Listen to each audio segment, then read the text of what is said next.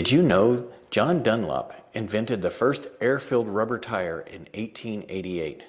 He was a veterinarian. Okay, we're going to talk about the wheels that I built for the electric tractor.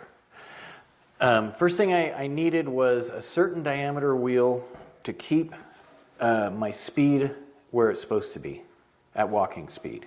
You can't go with a 20-inch wheel on this because then it's going to be moving at about 100 miles an hour. But when I stayed here, this is about a 9-inch in diameter wheel. This originally had an 8-inch diameter wheel on it. So this wheel is a Harbor Freight wheel. It costs $3.99. They don't last very long, but it's great for this experiment. But we have a ball bearing spindle in this Harbor Freight wheel. That's not going to work for what I want to do. I need a spindle that's going to attach to an axle. So now I built my spindle that is going to take the place of this. What you do, let me set this down for a second and show you. I pulled the original spindle off of the wheel. Then I cut the spindle that was on there off of it. I used the little angle grinder with the blade on it. And then I found a piece of 3/4 inch inner diameter tubing, the right length, and I cut a slot on the side. The slot's going to be for my woodruff key to hold it on the axle so that it won't spin. And this is kind of what I did right here. My 3/4 inch tubing with a big washer, I welded that to that. I was very careful to get a nice square cut so it wouldn't wobble. And then after I got that done, I cut a slot on the side, a 1/8 inch slot down the side for the woodruff key to go in. And then, let's just say I put that on there with our slot.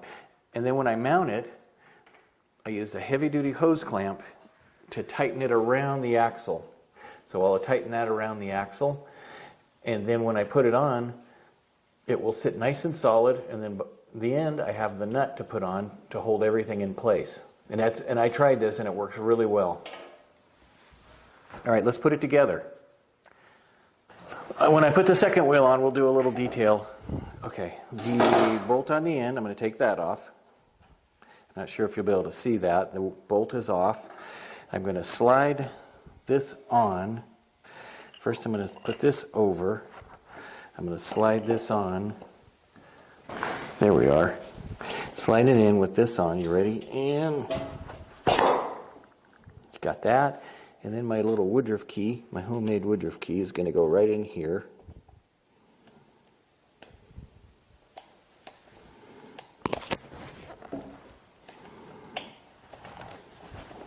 Right there, just like that. Now it's down in the slot on the axle, and then I'm going to bring this is my hose clamp. There's not a lot of pressure on this axle. It doesn't have a ton of power like a tractor would. So this will be plenty to hold it. Okay, then we're just going to tighten this down, which is going to cinch this around the axle.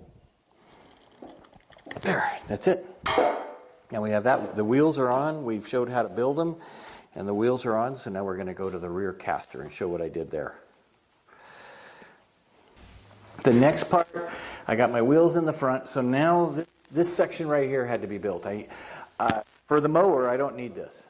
This is just the caster that is going to allow the weight of the batteries to be held up so that we can put our carrier on top. So what I did, I took a caster wheel and I built a bracket so that it would fit around this. I leveled up the frame of the tractor and then mounted this to the square tube. All right, then with this being held square, I welded these cross 1.5 inch angles down each side of it to hold it in place. Now watch. And that goes on there. So when I'm using it as my carrier, this will fit and everything, and it will move easily. When I want to use the mower, I'll pull the pins that hold this in place right here. I'll pull the pins that hold it in place and take it off. But for now, let's just leave this on because it'll make it a lot easier to move. Okay.